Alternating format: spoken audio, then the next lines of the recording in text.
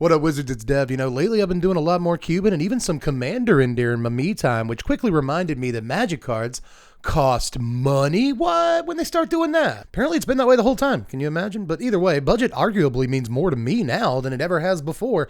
And apparently other people feel the same way because I keep getting messages from them. And they keep saying stuff like, hey man, you remember when you were a budget channel? You used to do budget stuff all the time. It's the whole reason I got into you in the first place. Why don't you do budget stuff? What happened to the budget stuff? And hey, listen, again, we are in agreement. I'm not arguing with you about any of this stuff. I like budget. You like budget. Let's do a whole big budget party and talk about the top 50 cards you can get for $1 right now.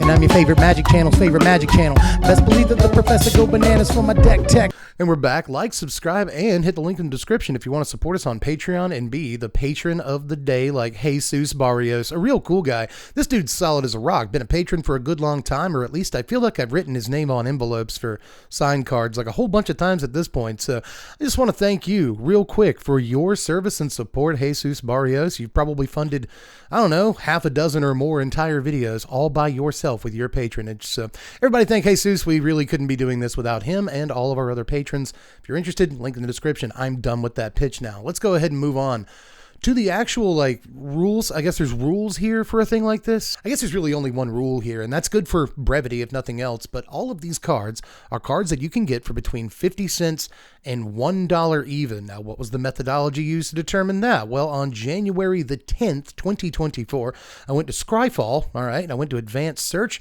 Legal and Commander was the first filter, and then Sort by Price was the second filter. And then I literally just went through thousands of cards until I hit the point where cards started costing precisely $1. I then began looking at cards and writing them down for the list until I started hitting cards that cost 49 cents. And then I basically used all the cards in between $1 and 50 cents to make this list, you see. So if you're between those numbers, you're eligible for the list. So basically, if there's a card that maybe didn't make the list, maybe it cost less than 50 cents or more than $1. That could explain it, but there were, that said, a bunch of cards I ended up leaving off this list because it turns out there's a lot of really good entries for it. But with all that said, I think I have wasted enough of your time without telling you what any of the actual cards on the actual list are. So let's go ahead and jump into things here with our first 10 cards. Now, 50 through 40 are all going to be cards that are either narrow or symmetrical in a way that I don't really like, but I still think they deserve to make the list. And I think number 50 is a great example of that latter point. It's Fecundity. Right out of buck for this thing right now, and although, like I said, it is a symmetrical effect, there's plenty of ways you can break the synergy. Chiefly just play almost nothing but creatures, and that means you should probably draw more cards than your opponents. But obviously you can break the synergy by putting this in the sort of sacrifice style deck with a bunch of different ways to sack stuff. Maybe you're playing Dina as your commander. I don't know what you're doing. That's what I want to do. But either way, Fecundity looks like a great way to draw a bunch of cards. It's really cheap to get your hands on one right now. 49 is another 3-mana green symmetrical effect. Would you look at that? It's Rites of Flourishing, also right at about $1 right now. The problem with this is that your opponents are probably going to be able to take the most advantage of this card before you get to untap and take real advantage out of it. But still, you might get an extra land drop out of this, and these 2 and 3 and 4 mana green cards that can occasionally let you play extra lands out of your hand on any given turn are always pretty well sought after, and this one's no different. I think $1's a steal for a card like this. Now, the next 3 cards on the list are all commanders that suffer from being a little bit narrow, but they benefit greatly from being super budget commanders that are really fun to build decks around and even occasionally find themselves in the 99 of other decks, starting with Hapatra, Vizier of Poison, which I think fits the bill really nicely for all the words I just said. If you want to have some budget fun in Commander while still doing 2 things that are really important to a lot of players, A, being unique and doing something that a lot of commanders don't do, so inarguable she does that, but also B, still doing something that the color combination is good at and wants to do. You don't always get both of those things. Sometimes you have to choose between unique and pragmatism, right? But in this case, Hapatra is a good card for sitting at the crossroads between dreams and practicality. And I like cards like that, especially when they're cheap. Number 47 is Yuriko, the Tiger's Shadow. Yuriko is a pretty narrow commander, right? Like, you're playing this, playing ninjas, and she's the commander. This isn't going to show up in too many 99s unless you're doing something cool. So share your cool ideas with me if you are, but one way or the other. Usually when you see Yu, she's the commander, and that's for good reason. And there's also the fact that even though this card only costs 90 cents right now, you're still going to have to order a bunch of ninjas. But I guess the good news there is that those also tend to be cheap too. So Yuriko is a cheap, super fun, unique. You don't get a whole lot of ninjutsu commanders, and she's also really, really popular too. She's in like the top 10 commanders on EDHREC over the last couple of years, so everybody's making a Yuriko deck. There's a reason for that. She's really, really fun, and surprisingly, with how popular she is, she's still really cheap to own a copy of, and I think that everyone that wants to play Commander should probably own a copy of Yuriko, just to try it out. Number 46 is Kestia the Cultivator, which will actually start us on a whole line of like enchantment-y stuff, because I tend to be really drawn towards stuff like that, and it is my list, but again, we're mostly talking about narrow cards in the 40 block here, and obviously Kestia and all the enchantment-specific stuff is pretty narrow, but it's also really fun, and I tend to like it, and Kestia might actually be the best enchantments commander there is, as much as I like Sithis. I also really like adding another color that's really good at enchantment-y stuff into the mix, and you can just throw Sithis into the 99, still totally works. But one way or the other, Kestia is great at drawing a buttload of cards, which is something that Enchantress decks really like to do. And while we're at it, we might as well talk about Sigil of the Empty Throne, as well as Cetessan Champion. And I guess I'll throw in all that glitters in this list too. Sure, these are 45, 44, and 43 for all intents and purposes. Now these, of course, are all Enchantress-y cards, but I like to think that they get slightly more versatile as they go on, right? Sigil of the Empty Throne may be a house in Enchantress decks, but that's about all it does, and it costs 5 mana. Cetessan Champion cost a lot less, and there's a bunch of other cards that this basically shares a spot with on the list, like Verduran Enchantress, for instance, and Yavimaya Enchantress. There are a bunch of 3 mana Enchantresses that are really, really good, and Cetessan Champion might be one of the better ones ever printed. But all that glitters not only goes in those enchantment decks, but it also goes in the artifact decks and the weird hybrids of them, like your Alayla deck that wants to play both of those card types. So all that glitters is not only a sweet card to have for Commander, but it's kind of a good card to have almost no matter what format you want to play it in, because most of the formats it's legal in, it's somewhat important in. Now for number 42, can we get back to Commanders for just a second? Because, again, the 40s are kind of narrow. This is where we're going to see a bunch of multicolored cards or commanders that want you to do a very specific thing. But in this case, Niv Mizzet the Firemind isn't necessarily a narrow card. Yeah, you're locked into Izzet, but good thing those are the colors that draw all the cards. And this guy really doesn't even have to be your commander, right? In your Grixis deck, he can just show up in the 99, and then whenever you draw cards, hey, look at that. So, really sweet dude. That one line of text really makes this card for me, and he's going to be on my list somewhere. My number 41 is Marionette Master, one of the only blood artists you can get for under $1 right now. There's a bunch of different blood artists, but this is one of the cheaper ones, which kind of surprises me in a lot of ways. Sure, it costs a lot of mana, so much mana, but it's a board in a box, puts a bunch of stuff out when it comes into play, and sure, it kind of makes you have to play a bunch of artifacts, but it's Commander, you got a few artifacts laying around anyway, not to mention the stuff that it put into play when it came into play in the first place. So yeah, it's an expensive card, but it's actually really important in a ton of different, not even artifact explicit, commander strategies. If you're playing treasure strategies, Prosper Tomebound, blah, blah, blah, then there's going to be a lot of use for a card like Marionette Master, even in decks like those that don't technically, nominally have a ton of artifacts in the actual 99, but they do make a ton of artifact tokens. This gets really good in decks like that. But to finish off the 40s, we got Salvaging Station, which is about 90 cents right now, so really close to that dollar mark, but still just under. This, again, for hopefully the last time in the video, probably not though, I'm going to use the term narrow. It is a bit, this isn't going to go into every single one of your commander decks or anything, but if you're trying to do a slick infinite combo, there's like a 15% chance it involves Salvaging Stations. So pick up a copy of this card if you haven't yet. You're going to have a lot more fun on the commander table when you do. But number 39, as we breach the 30s here, is Goblin Bombardment, one of my literal favorite cards of all time. This was just my old school card of the day on Twitter. Hey, follow me on Twitter if you're interested in the way that series sounds. But yeah, this is not only a sweet old school card, it's been reprinted in commander decks and other product a lot since it was first printed in Tempest. Not only did I play against this in 1998, but I've continued playing against it on and off for the last 30 years, and I love it every time I see it, whether I'm the person that cast it or not. Look, I know, just like Marionette Master, again, a little bit not super versatile, staying away from a certain word here, but either way, I know it's not the most versatile card in the world. It locks you into wanting to sacrifice stuff, but if you are in a deck that wants to sacrifice creatures like Judith or blah, blah, blah, then suddenly this becomes absolutely ridiculous. I know it doesn't say each player on it or anything, but you will always find a target for this ability, believe me. Also has really, really good flavor, but anyway, number 38, you're launching goblins at people. It's really funny, but anyway, 38 is Rest in Peace, an iconic card, but One that mostly just shuts opponent strategies out of the game, which is kind of why it's all the way up here. Like 38, I think some people would have been tempted to put this like in the teens or something, but I'm actually not that impressed by Rest in Peace. If you're looking to shut down sideboards, if you're looking to shut in Commander, if you're looking to shut down graveyard strats and stuff, Rest in Peace is one of the better ways to do it in the game, but I won't say it's the best, and it's not even necessarily the cheapest, even at this incredible price point from Enchanting Tales.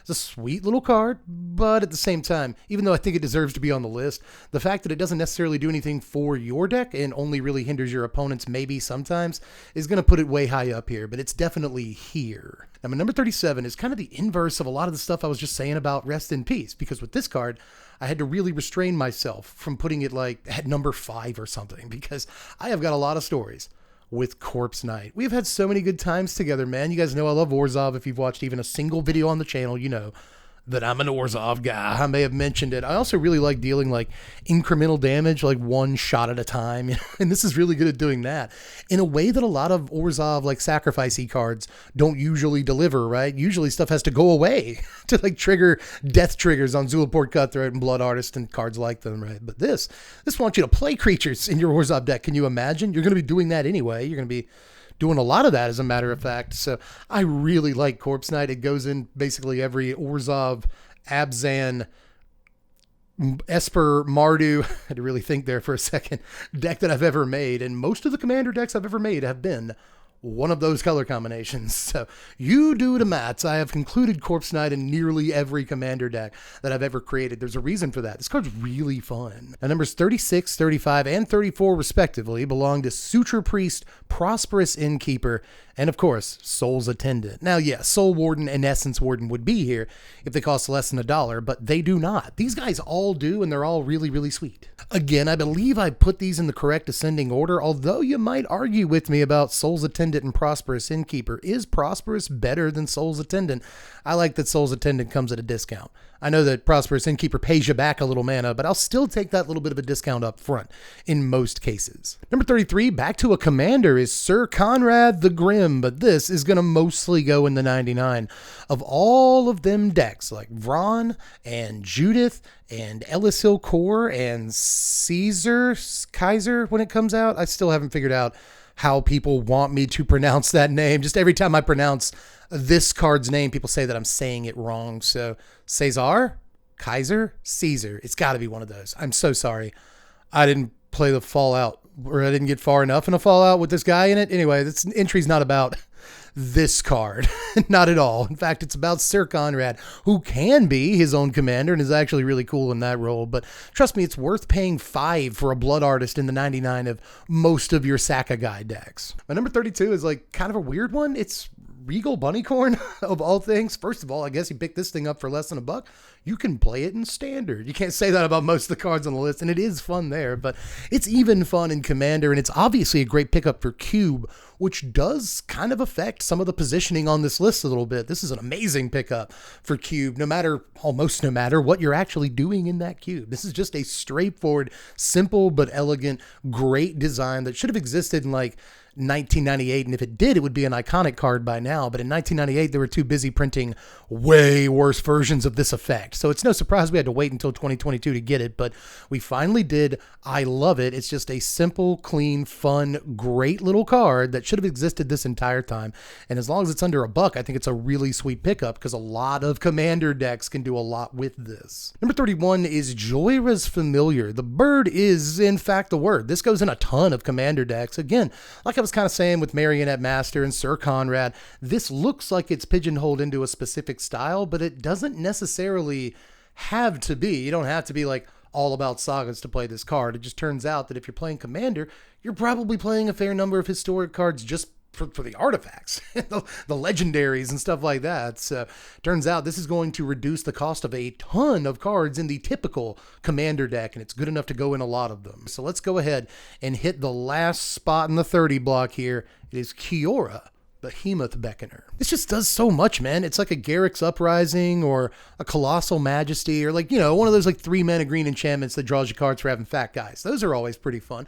But at the baseline, it's just like a 3-mana ramp spell which could be worse. On top of all that, it's also a planeswalker, which is kind of sweet. Stays out for multiple turns, untaps multiple things sometimes. That's kind of nice.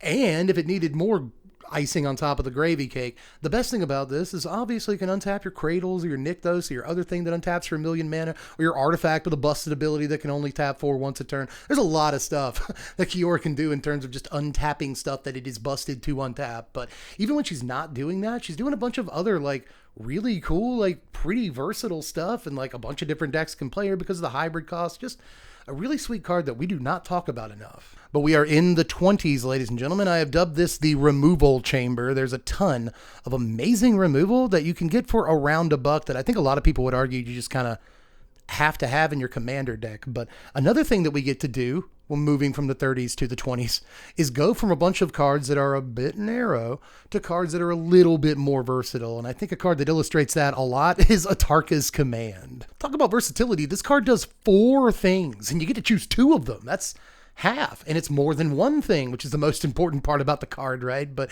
there's an anthem-y kind of combat trick, really. You can cast at instant speed on this card, or it can ramp you, or it can do those things at the same time. It can also just bust everybody upside their head, and if an opponent is trying to do some funny stuff with their life gain deck, you can say no to that while also doing other things. Just only a couple of mana for this effect. It turns out Atarka's Command is still a really, really sweet card years after it's been available to play in Standard, and other formats have locked on to how good this card is too. So if you're a Commander player, maybe slip one of these in. It's always got something to do. Number 28 is Hagra Maul. Just like I was saying with a couple of other cards, Corpse Knight specifically. This goes in basically every commander deck that I've ever made. You guys actually just pointed this out to me the other day and I didn't even realize it, but I just did a video about like looking through my cards and I picked out a bunch of commanders I want to build, and I want you to help me pick the next one because I'm kind of helpless as to that.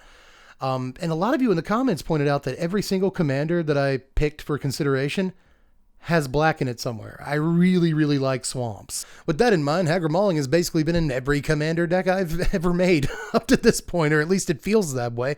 I do not leave home in just about any deck with swamps in it without a Hagra Mauling. I just don't see a reason to not play this card. But with that, we are firmly in the removal corridor, as they call it. Number 27, 26, and 25, respectively, are Chaos Warp, along with Bedevil and Dreadbore. And then you've got Swords to Plowshares and Path to Exile. Look, I just really couldn't choose between these particular cards. So I'm just going to talk about Chaos Warp first for just a second, because this card goes basically in every single deck with red in it, I'm pretty sure. So pick it up. But Bedevil and Dreadbore are really close to the same card. Really close. Bedevil's a little bit more expensive, offers a wider range of options, and is instant speed, so some would call it the better card, but that's how powerful a discount in mana can be. Both of these cards are very similar, and I really didn't want to waste multiple slots on the list with these, but the same is true for STP and PTE, right? Swords to Plowshares, Path to Exile. These are obviously 2 of the absolute best removal spells ever printed, and every single commander collection needs to have 1 apiece at the very least. Now, numbers 24 and 23 are also going to be removal, but this time we're going to go a little bit bigger and wipe the entire board, because number 24 is Doomscar. There are a lot of sweepers that I could have put in this slot, but some of them cost more than $1, and some of them honestly cost less than 50 cents. It turns out you can get a cheap sweeper really easy if you do want a cheap sweep. Cheap sweeps are available, but one way or the other, for around $1, Doomscar is just about the best you can do. This can actually just be cast for, well, it's still going to cost you 5 mana, but in installments, this can be cast for 3 mana. And that extra mana on the turn that you cast it especially is always really important. But number 23 will definitely do you one better. It is Austere Command. This actually goes up in terms of the mana cost. It's a whole 6 mana to play this, but for that extra mana, you get a ton of versatility. You don't even have to wipe the entire board of all the creatures, but you can, which I think is a nice little option to have. But of course, you can just blow up all the ancillary other permanent types if you want to, artifacts, enchantments, whatever, small guys, big guys, just to go up the big guys because I got a bunch of small guys, blow up the small guys because I got a bunch of big guys, blow up all your artifacts. It just feels really nice to have this kind of versatility at your fingertips with a card like Austere Command, and most people are more than happy paying 6 mana for it. This is, for all intents and purposes, the best sweeper on the entire list, and honestly, I stand by that. Number 22 is Mana Flare. Yeah, here's the deal with Mana Flare, guys. Here's the deal with Mana Flare. This is another symmetrical effect that your opponents are more than likely going to enjoy before you're able to. which can suck. And sometimes they're just going to use some of their extra mana to blow up your mana flare and ha ha ha blah blah blah. But if you drop this a little bit later in the game, first of all, you can benefit from it before they can, which is nice. But one of the reasons that this ended up on the list in the first place is, well, A, it's a really splashy effect. It is a huge effect in a game of Commander that people aren't necessarily going to want to blow up because they want to continue to benefit from it. So there is that. But either way, Mana Flare is an iconic old school card with an enormous effect that is obviously huge in a game of Commander. Slap this down and see what happens. But also, there's only really one Mana Flare you can get for under $1 right now, and it's the Enchanting Tales one. All the other Mana Flares are like $3.50 to $5 at this point, and obviously beyond if you want like unlimited beta, alpha, whatever, Mana Flares. So the next cheapest Mana Flares you can get are 4 to 5, 6 times more expensive than this. And I just wanted to point out that, 85 cents for a Mana Flare is a heck of a deal if you've never gotten to play with this really exciting card before. Number 21 is Rancor. You don't necessarily, is that right? Rancor? Is it with great rancor? With great rancor? Great rancor. I've never really known, but one way or the other. Sweet, obviously. Sweet card here that's not only good in the Enchantress decks, which is where you're mostly going to see a card like this, but in just straight up and down aggro decks or green kind of stompiest decks that do play a bunch of creatures, need a source of trample, right? But also want an aura that doesn't suck. It literally replaces itself when the creature it's on dies.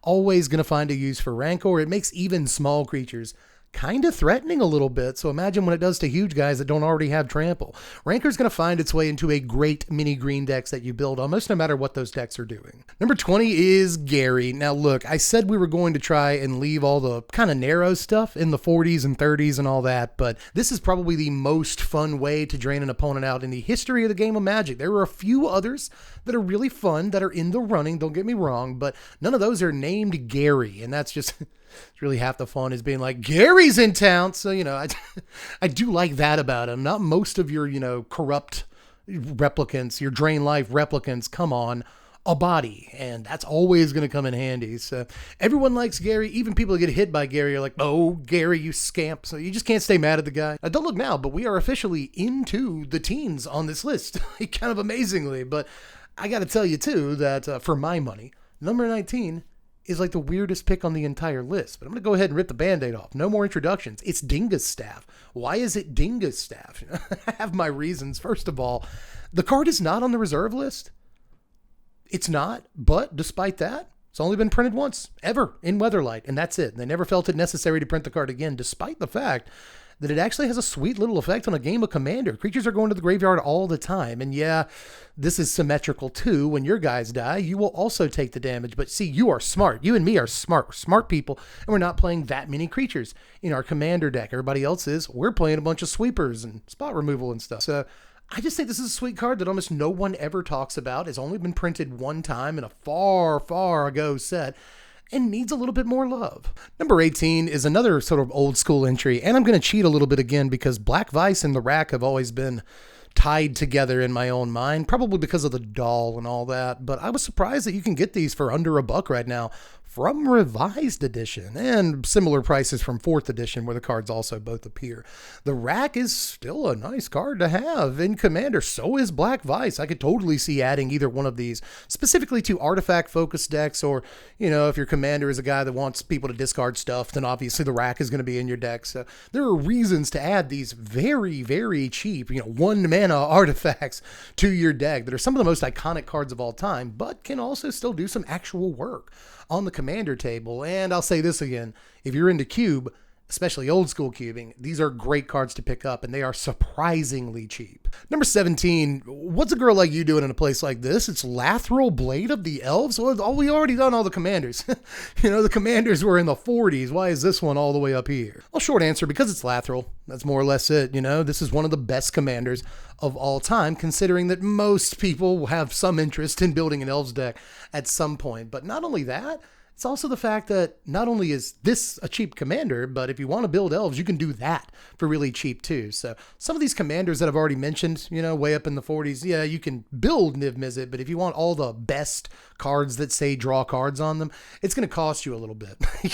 An Elves deck can get expensive. I'm well aware of that. I won't deny it, but you can also build a very cheap and very effective competitive even Elves deck for a really, really low price tag, and Lathril being at a low price tag itself is a big part of that. Now, from a pretty specific card to one that is about as open as it gets, man, we'll look at Mishra's Bauble next. This just had to be on my list somewhere, right? Even if you're not playing like specifically an artifacts deck or something like that, this is just like 0 mana, draw a card, and a lot of players in Commander are just going to find a slot for that in their deck somewhere anyway. I wish I had more to say about it. Honestly, in decks that are looking to crack eggs and like put artifacts into the graveyard, this is obviously at even more of a premium, but that's kind of why it's all the way up here in like the mid-teens, you know, because like, yeah, in decks where it belongs, quote unquote, like these like artifact centric decks and stuff, it is amazing. But just the baseline of 0 mana, draw a card is good enough to be in almost any deck you'd want it to be in. So obviously an incredibly powerful card. Now, number 15, I'm going to cheat just a little bit again because I really couldn't decide between Thought Vessel and Felwar Stone. Now, there's a bunch of like 2 mana rocks, right? I guess you could argue that like Mind Stone is theoretically better than both of these, but it is under 50 cents. Just order a Mind Stone. But if you need another decent mana rock and you're willing to spend like 75 cents, both of these are great picks. Hell, if you're willing to spend like $8 to $12, you can get a Felwar Stone from the Dark, and it looks really, really good. But, you know, Thought Vessel, I guess if you don't want to play that, you could just play a Library of Ling if you want to play like a really old school card, but Thought Vessel is just a million times better. Either way, you can take your pick of 2 mana rocks, baby. But in terms of 2 mana rocks that fit the criteria for this video, you know, 50 cents to $1, these are, in my mind, the 2 best. What number are we even on at this point? 14? Wow, number 14 is Kadama's Reach, which suffers a little bit from some of the same disease that the last card suffered from. You know, you could play Thought Vessel, or you could play Mind Stone. If you're going to play one of those cards, you'd probably play the Mind Stone, and it's cheaper to buy anyway. Kadama's Reach suffers from the fact that Cultivate could just be in your deck, but a lot of people are going to play both of those cards. You know, this is one of those that kind of fits the criteria I've been talking about off and on most of the video. If you are building a Commander collection, Kadama's Reach is one of those cards you absolutely have to get. Now, so is Cultivate. Don't get me wrong. You can get it at a cheaper price than Kadama's Reach, but Kadama's Reach you basically want is another copy of Cultivate. It's not going to cost you that much, but it is going to cost you around 75 cents, which I think is a decent price for a card that's going to go in literally every green deck you ever build forever. I don't know what this move was. Literally every, what is this supposed to be? Am I waving a guy home from third base? Like, you got it, go. Anyway, let's move on to number 13. Would you look at that? All right. So what we're going to do with this one is, kind of set up the top 10 with lands, because I didn't want a whole bunch of lands in the top 10. They probably should be, to be honest. If you're looking to start a Commander collection, or you're looking for like the quote unquote best by this particular very specific methodology, then I think these cards could probably be like the top 3 by themselves. But let's go ahead and just show you various creature lands as well as various pain lands and various, I guess we'll call them slow lands for number 13, 12, and 11, respectively. Now, first of all, most of the creature lands that have just come out in the last couple of sets, they're all under $1, or at least a great majority of them are. So you can pick up a ton of amazing dual creature lands right now for well under the $1 mark and just above the 50 cents mark. And I think that you should probably do that, because these are going to go in a ton of Commander decks. But if you don't want your lands to always come into play tapped, you could just do pain lands. A lot of these too, especially the ones that have been printed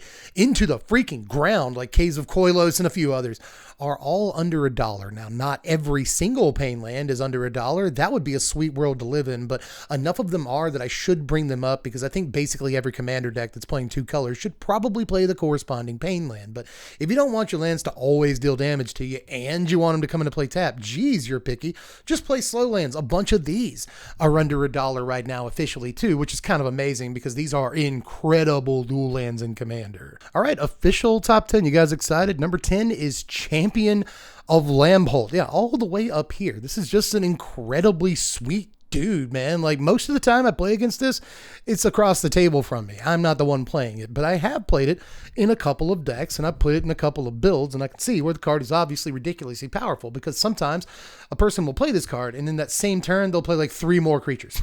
You know?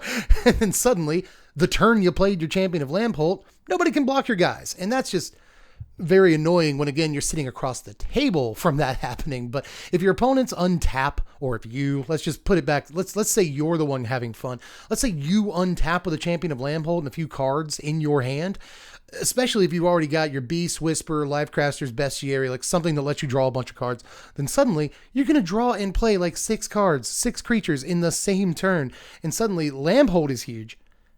And you're getting through with all your boys. So, like, Champion is just one of those cards that I feel like should basically be in every single green deck playing creatures. So, again, that means every green deck. But a green card that I honestly like even more is Druid class at number 9. I was surprised that this card was more than 50 cents, to be honest, when I finally found it. But it was like 75 cents. And that's honestly about what it should be. I always figured this was destined for greater things once it left Standard. And apparently people are noticing how decent it is in Commander, especially as a budget replacement for stuff like Dryad of the Elysian Grove and Azusa and other cards that let you play multiple lands per turn. But this isn't just a play multiple lands per turn card. This is also, a Jedi offshoot, a Kazandu Nectar Pot, or one of those other things that has like a landfall trigger and you gain life. That's also, the card does both of those things. And I guess later in the game, it also makes a huge guy, which is a sweet thing to be able to do. But for the most part, just the fact that it has that first like gain lifey mode, landfall-y thing on it, and then that second ramp mode on it that a lot of green players love and tend to play a bunch of different effects that do exactly that. Yeah. I don't know why more people aren't picking up this card. Apparently they are. People have decided that Druid class is playable in Commander. And honestly, I think they're right. Now for number 8, let's somehow talk about another green card. Green's a good color in Commander, man. It's Courser of Krufix.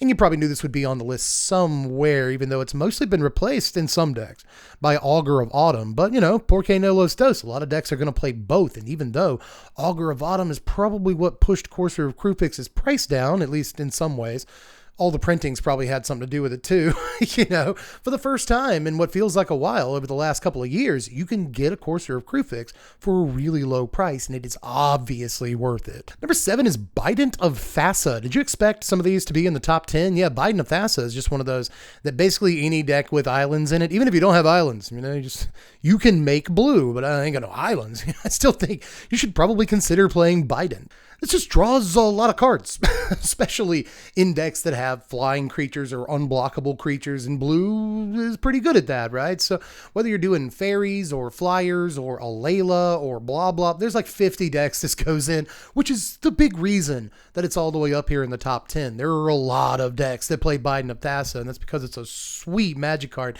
And I haven't even talked about like making all your opponent's guys swing, which you will occasionally actually do, but for the most part, you're just looking to like draw cards, and sometimes it's cool that you played an artifact. Sometimes it's cool that you played an enchantment. The card is actually both of those things. That's kind of nice. So it goes in those decks too. And on top of all that, you get to make like really stupid jokes. You get to be like, hey, what did I say when I punched you in the face? Bident, boom, because they're teeth. Also, you can make jokes about like the Bident administration. There's a lot of ways you can go with this, and they're all fun. Number 6 is Lurrus of the Dream Den. This card is somehow less than $1. I just really didn't expect to see this when I was combing through Scryfall, but as soon as I did, I was like, you're in the top 10. I haven't even really started writing this thing yet, but holy crap, you're under $1. You can actually play this to great success in multiple formats. It's not just Commander, but any deck or any format where they've decided that the card is still legal to play. It ain't all of them.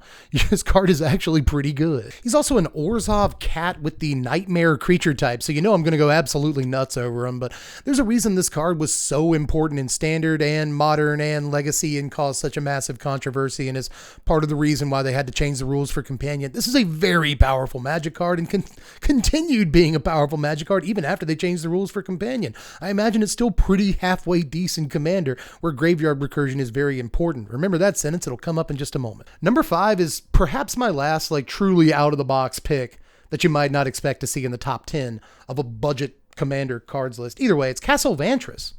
This is the whole reason I couldn't say there were no lands in the top 10s, because I knew that you would be here. This is one of the few lands from this cycle, the original Eldraine, that is under $1. There's a couple of other ones that are halfway decent, right? I'm not going to lie, but the really good ones like Castle Locthwain are still well above that dollar mark. So I was a little surprised that a card this obviously good is still under $1 right now. I mean, am I just nuts, or does it just seem like you put this in every single Commander deck that has blue in it, regardless of whether or not it's mono blue or 3 colors. You know what I mean? Like, I just feel like this should be in a lot of decks that you build, if you're, especially if it's only $1. I mean, it was like $15 to order this thing. I can see not including it, but not only is the opportunity cost low, but the actual real world cost in dollars or whatever your national currency is also incredibly low. So like, why aren't people playing more of this card? Am I out of the loop? Am I just wrong? Am I being a big silly goose? I'm not sure. I'm pretty sure the card is absolutely stupid and there's no reason not to have it in your mana base. So it's my number 5. Now, number 4 is where we're going to start in on cards that literally everyone in the entire world has heard of. And yeah, I think that does help affect their position on the list. So number 4 is Dark Ritual. Yes. It's Dark Ritual. First of all, I'll make the point and go ahead and get it out of the way that if you're building a cube, old school or not, and black is in that cube, as well it probably should be, Dark Ritual should probably be in your cube. It's just a really good card. If you're trying to power down your cube, maybe take it out, but one way or the other, Dark Ritual is just one of the most iconic black cards of all time. It should go in your cube, and it should also just go in your commander deck. If your commander deck has swamps in it, almost no matter what you're doing, you should probably carry a Dark Ritual. But here we are, top 3. Number 3 is Counterspell. Yeah, I didn't say this was like the top 10 unknown hidden gems in Commander that cost 50 cents. I didn't say that. I said these are the best. These are the best budget cards you can get for between 50 cents and $1. And honestly, I can't find a counterspell that costs less than 50 cents, so it makes the list. Not only does it make the list, it's basically just one of the most iconic spells in the history of Magic the Gathering, period. It's basically the basest for the basest. It's the basis for no doubt. It's the basis for an entire genre of spell in the game. It's like Xerox or Kleenex. We just call them counter spells. The reason is because this is still among one of the best spells in the history of the game. Even after 30 years of printing stuff, 2 blue mana counter target spell is an incredible rate, and if it's not in your collection, get one. But for number 2, we're going to stick with the blue. It's Brainstorm. You can actually get a copy of Brainstorm for under $1 right now. The Ice Age one hovers around $1, but never goes under $1. But one just came out that doesn't look particularly good. If I'm being honest with you, I don't love the look of this Brainstorm, but it is somehow, amazingly, down to 92 cents or something like that. Like it's like 92 to 94 cents. So amazingly, you can actually get your hands on a Brainstorm for under $1 right now for one of the first times in like 30 years. There's a reason this is the new hotness and everyone's saying that your timeless deck must include copies of this or you're basically cooked. It's because it's one of the best cards literally ever printed of all time. It's doing a bad impression of one of the best cards ever printed, and it's still one of the best cards ever printed. But what is number 1? Place your bets. I'll give you 3 seconds. It's probably the one you most expect. It's always the one you most expect. Number 1 is Eternal Witness. I'm sorry. Look, man, it is what it is. Sun goes up, sun goes down. Content creator makes a commander list. Eternal Witness is number 1. What's the list about? Doesn't matter. Eternal Witness is number 1. And look, I know it's not like 2017 or 2018. The commander meta has moved a little bit beyond just play Eternal Witness, but not really. When you think about it, everyone is still just playing an Eternal Witness in basically every deck that has access to green mana. So I know that it's not necessarily the most sensational pick for number 1, but there's a reason that we have old standards. There's a reason that those old standards stand the test of time, and Eternal Witness will continue to do that until we're all long in our graves. As long as Magic the Gathering exists, even after Magic the Gathering exists and the world is gone and whatever version of humanity decides to repopulate the earth, and eventually one of them will pick up a stack of old Magic cards that somehow survived all of the fallout, and they will say, hey, this Eternal Witness card looks pretty good. But that's it. Like I said, there was a ton of cards that I couldn't include on this list. I actually had to end up cutting 26 or so cards. I think I had 76 cards for the list when I first made it. So there's probably going to be a lot of suggestions that you might have for cards that could have gone on this list. Let me know those down in the comments section. You can even run the same exact experiment. Just go to Scryfall, Legal and Commander, sort by price, start at $1, go down to 49 cents, and see what cards are available with that price range. I probably missed a few that you would put on your list. So let me know what those are down there in the comments section. But that's basically all ski Kowalski, y'all. Just make sure you hit the like button before you hit the lights. Sutton. I was just trying to make a rhyme, and it almost worked, I think. Also, though, you could hit the subscribe button if you haven't done that yet, or if you just want to do it again, that would feel good, right? I mean, try it out. I'm trying to get to 150K subs right now, and we're actually only like 19K away. That's not that far, so help us out if you haven't done it yet, or if you want to resubscribe, that'd be fine with that too. But one way or the other, you could also check out the Patreon if you really want to help support the channel. Again, special thanks to Jesus Barrios. Thanks for all of your support and everyone else who has been a patron for so long, or even considering becoming one. It would really mean a lot to me.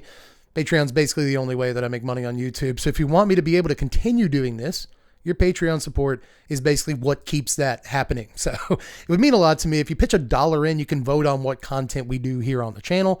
I feel like that's worth $1, right? I feel like it is. I don't know. But either way, try it out and see if it is to you. But one way or the other, I think that's actually it for this. I think I've said one way or the other like 50 times in this video. I'm about done with that. But one way or the other, that's Gitsky Lewitsky. I'm donezo for this one, so I'll catch you cats later. I am Deb from The Place.